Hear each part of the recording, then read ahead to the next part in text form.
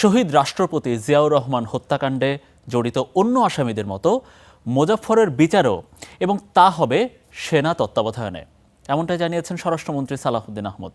কক্সবাজারের চকরিয়ায় বন্যা কবলিত এলাকা পরিদর্শন ও ত্রাণ বিতরণকালে তিনি এই কথা বলেছেন। বন্যায় ক্ষতিগ্রস্তদের উপযুক্ত সহায়তার আশ্বাসের পাশাপাশি দুর্গতদের সাহায্যে অন্যদেরকেও এগিয়ে আসার আহ্বান জানিয়েছেন স্বরাষ্ট্রমন্ত্রী। ৪৫ বছর পলাতক থাকার পর অবশেষে গ্রেপ্তার হন শহীদ রাষ্ট্রপতি জিয়াউর রহমান হত্যাকাণ্ডে সরাসরি জড়িত আসামি সাবেক সেনা কর্মকর্তা মোজাফফর হোসেন। চতুর এই আসামি গ্রেপ্তারের পরই বিষয়টা হয়ে ওঠে টক অব দ্য কান্ট্রি। শুক্রবার কক্সবাজারের চকরিয়ায় বন্যা দুর্গত এলাকা পরিদর্শন করেন স্বরাষ্ট্রমন্ত্রী সালাউদ্দিন আহমদ। পরিদর্শন শেষে সাংবাদিকদের সঙ্গে কথা বলেন স্বরাষ্ট্রমন্ত্রী। এ সময় উঠে আসে মোজাফফরের বিচার প্রসঙ্গ।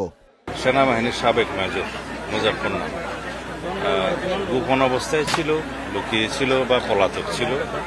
তার হদিশ পাওয়া মাত্র আমাদের শৃঙ্খলা রক্ষাকারী বাহিনী তাকে গ্রেফতার করেছে এবং সেনা হেফাজতে তাকে দেয়া হয়েছে, যাতে যেই আইনে তাদের একই সহযোগীদেরকে বিচার করা হয়েছিল সেই আইনে বিচার করা যায়।